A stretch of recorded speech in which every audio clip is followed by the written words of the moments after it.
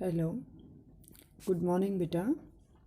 Today we will discuss about legislature, class 11th, chapter 5, political science, legislature.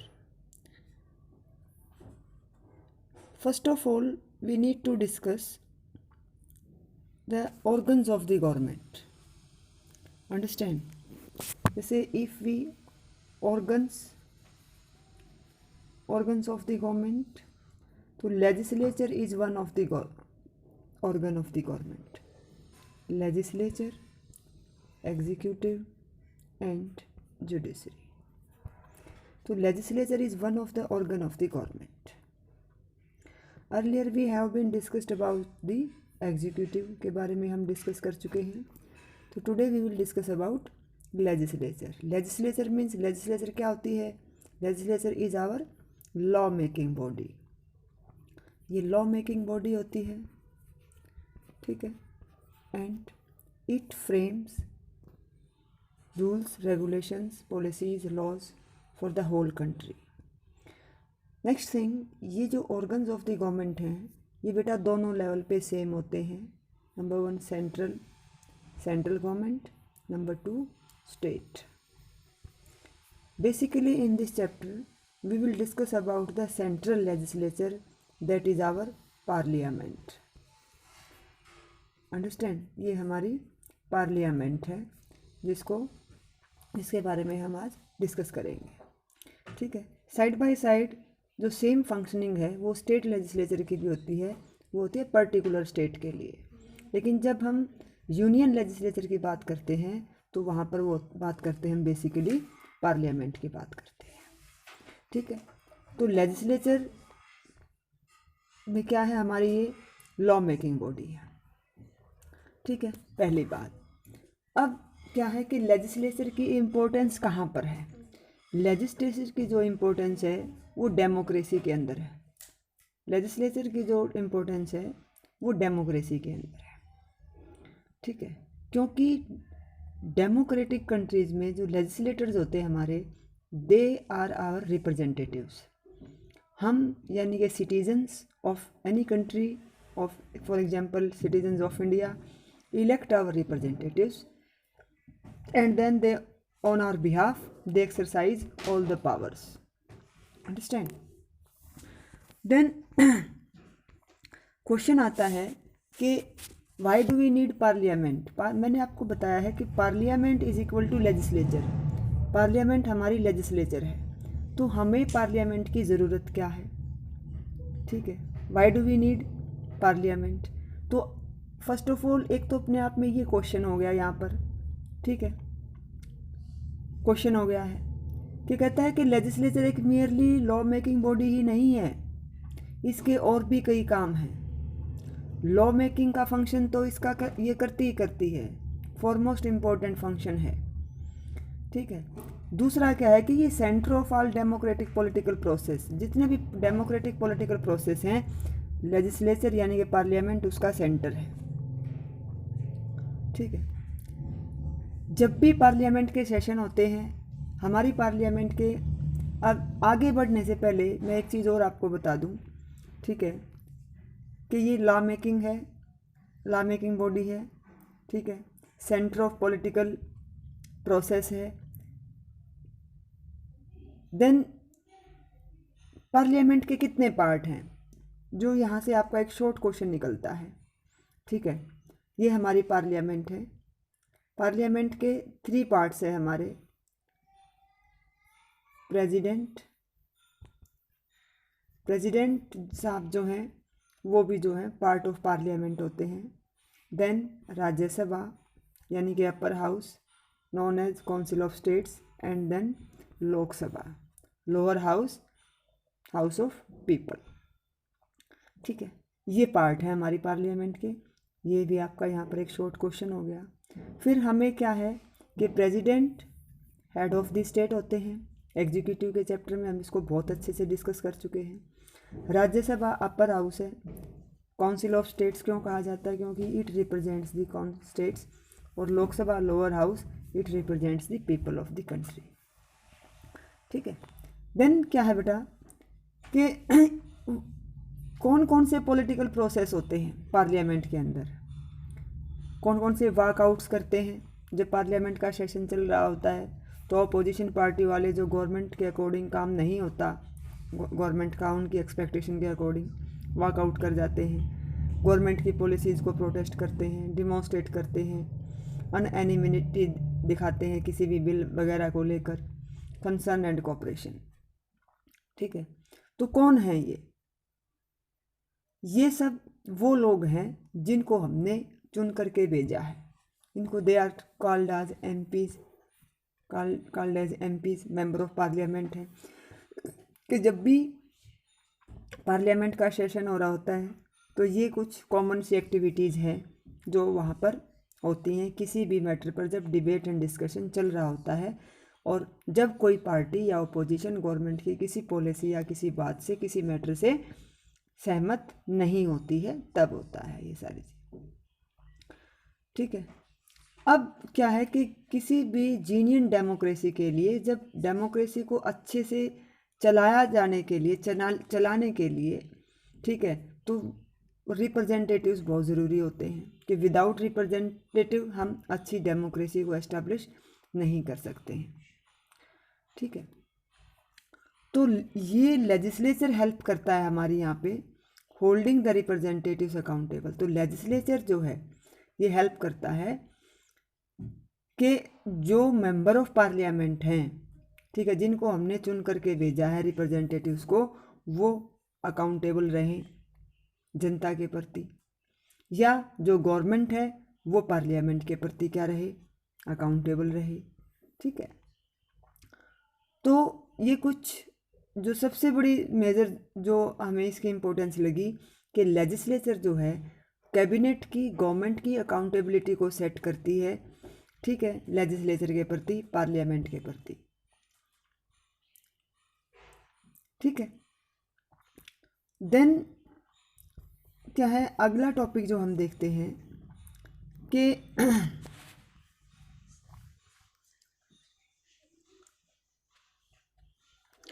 Y do we need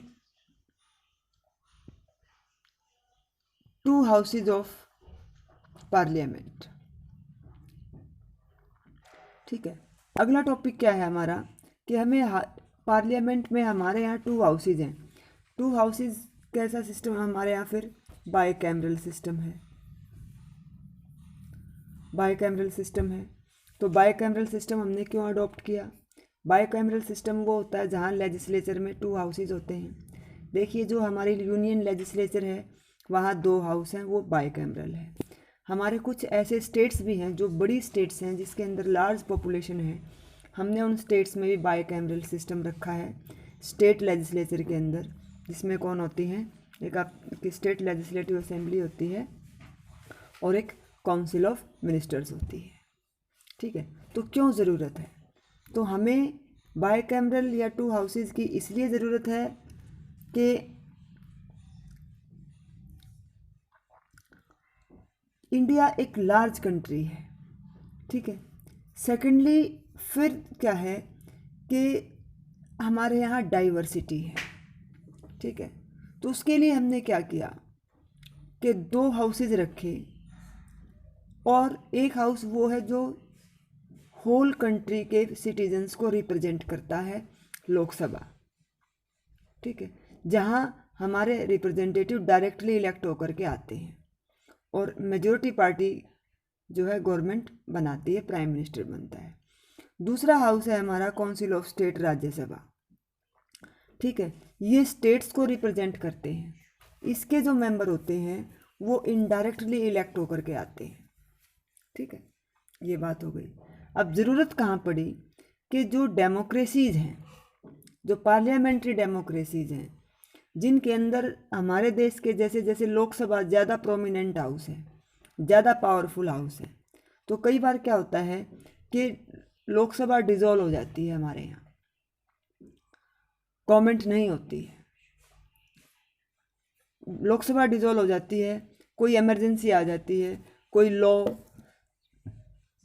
कोई rule regulation ordinance ज़रूरी हमें लाना होता है for the end of the justice, ठीक है, और फॉर पब्लिक वेलफेयर के लिए।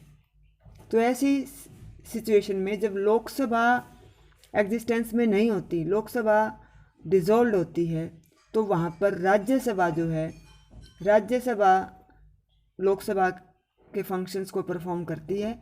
जब कोई स्पेसिफिकली हमें कोई लॉ रेगुलेशन लेके आना है, ठीक है, पास करना है, तो वो राज्यसभा से पास करा करके हम काम चला लेते हैं, जब तक लोकसभा फॉर्म नहीं होती है, नए इलेक्शन नहीं होते हैं, ठीक है। इसलिए यहाँ पर हमें सबसे ज़्यादा ज़रूरत है हमारे बाईकैमरल सिस्टम की, ठीक है। अच्छा, ये कुछ ऐसी स्टेट्स हैं हमारे यहाँ जहाँ अभी मैंने कहा कि बाईकैमरल है, जहाँ पर देखिए पहले जम्मू कश्मीर में भी था, लेकिन जब जम्मू कश्मीर को 2 टेरिटरीज़ बना दिया गया है, तब से ये बाईकैमरल ख़त्म हो गई है। उसके बाद हमारी कहाँ है, उत्तर प्रदेश में, बिहार में, महाराष्ट्र में, ठीक है, और तेलंगाना, आंध्र प्रदेश और कर्नाटका। इन 6 स्टेट्स के अंदर हमारी क्या है, बाईकैमरल लेजिस्लेचर है, ठीक है। ये भी आपके शॉर्ट क्वेश्चन हो गए, ठीक है। अब देखते हैं, बाईकैमरल हो गया। अब राज्यसभा, राज्यसभा क्या है? अब देखिए राज्यसभा जो पार्लियामेंट का अपर हाउस है, ठीक है। राज्यसभा जो है स्टेट्स को रिप्रेजेंट करता है।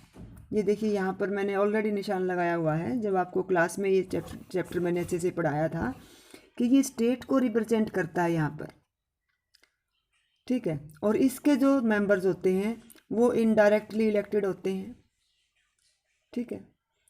और किसके द्वारा चुने जाते हैं? Residents of states elect members to state legislative assembly. अब क्या है कि जो स्टेट के रेजिडेंट्स हैं, जो स्टेट के पर्सन हैं, पीपल हैं, जैसे हमारी हरियाणा स्टेट है, हरियाणा में रहने वाले लोग हरियाणा के एमएलएज को चुनेंगे, ठीक है। फिर ये एमएलए, हर स्टेट के MLA elected member of legislative assemblies, यहाँ देखिए elected member of legislative assemblies क्या है, फिर ये राज्यसभा के मेंबर्स को चुनते हैं। इट मीन्स ये राज्यसभा के मेंबर्स क्या हो गए, इनडायरेक्टली इलेक्टेड हो गए, ठीक है। राज्यसभा को सेकंड चैम्बर भी बोला जाता है, ठीक है। तो ये है, ये राज्यसभा की कंपोजिशन है। फिर राज्यसभा के अंदर क्या है, राज्यसभा में हमारे जो है, राज्यसभा में क्या है कि टोटल 250 सीट्स हैं मैक्सिमम, ये मैक्सिमम सीट्स हैं, ठीक है।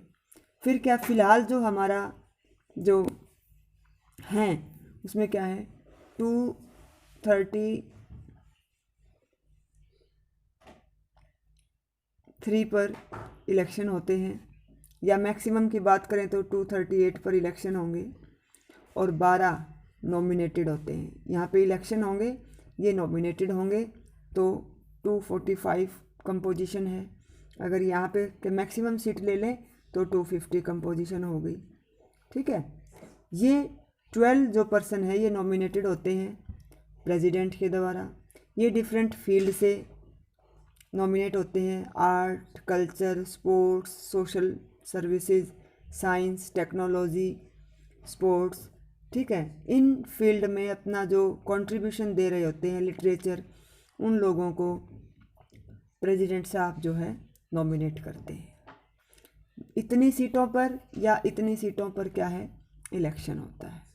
तो अगर मैक्सिमम मान के चलें तो 238 सीट्स पर इलेक्शन होता है और 12 नॉमिनेटेड होती हैं, ठीक है। ये हो गया।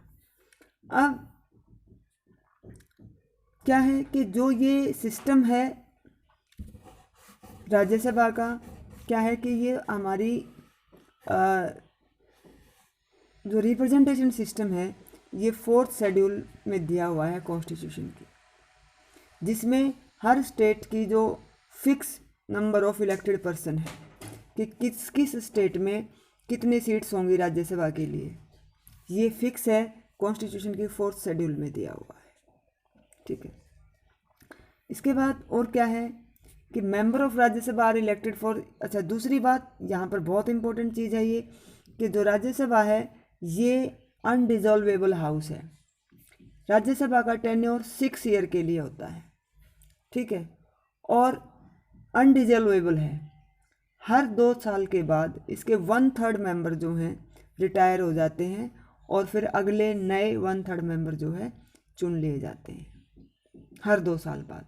इसलिए ये हाउस कभी डिजोल्व नहीं होता। ये सबसे मोस्ट इम्पोर्टेंट बात है कि why we have adopted 2 houses in our parliament. हमने 2 हाउसेज सिस्टम को क्यों अडॉप्ट किया? क्योंकि ये अनडिजॉल्वेबल है, कभी डिजोल्व नहीं होता। अगर इन केस लोकसभा डिजोल्व है, ठीक है, और कैबिनेट नहीं काम कर रही है उस समय पर, तो हम यहाँ से अपने लॉज को पास करा करके इम्प्लीमेंट कर सकते हैं किसी भी इमरजेंसिकल सिचुएशन में, ठीक है। सॉरी, फिर देखते हैं कि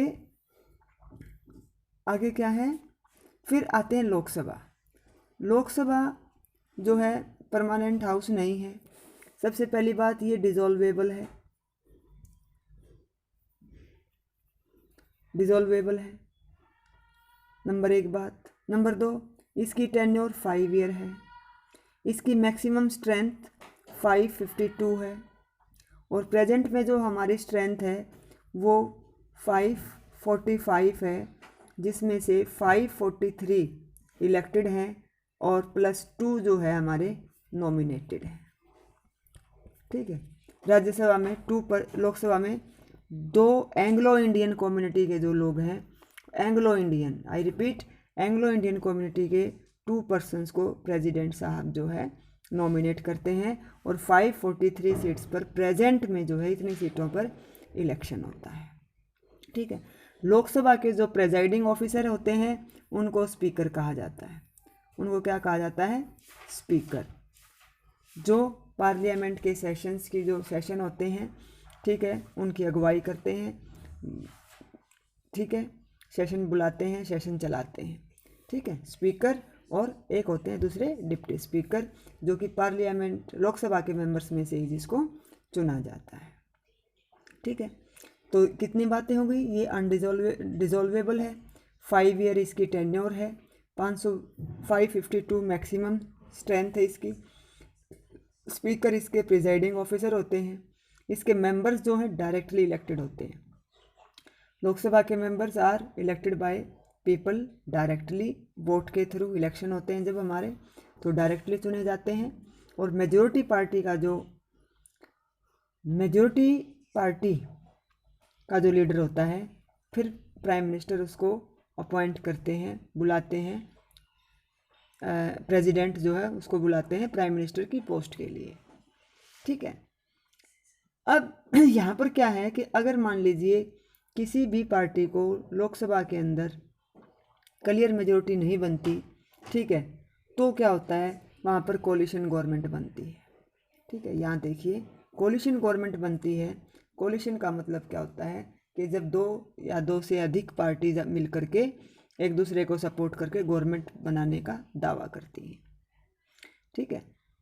और लेकिन जब किसी भी पार्टी को क्लियर मेजॉरिटी ना रहे या किसी गवर्नमेंट के प्रति नो कॉन्फिडेंस मोशन पास कर दिया जाता है, तो प्रेसिडेंट जो है उसको डिसॉल्व कर देते हैं लोकसभा को, ठीक है, और फ्रेश इलेक्शन होते हैं, ठीक है। इसके आगे क्या है कि यहाँ पर हमने 2 काम किए हैं बेटा आज, ठीक है। हमने राज्यसभा और लोकसभा दोनों को डिस्कस किया है। इनकी कंपोजिशन क्या है, ये हमारे लेजिस्लेचर का पार्ट है, ठीक है, हमारी पार्लियामेंट का पार्ट है, और जो है इनकी कंपोजिशन को हमने देखा। तो आज की वीडियो में सिर्फ इतना ही देखते हैं। आप इसको रीड करें, पढ़ें। अगली वीडियो में हम यहाँ से शुरू करेंगे, ठीक है, कि पार्लियामेंट के फंक्शंस क्या हैं, ठीक है। तो यहाँ पार्लियामेंट के फंक्शंस में हम देखेंगे कि लेजिस्लेचर फंक्शन ये करती है, कंट्रोल ऑफ एग्जीक्यूटिव पर कंट्रोल करती है, फाइनेंस फंक्शन परफॉर्म करती है, ठीक है, और जो है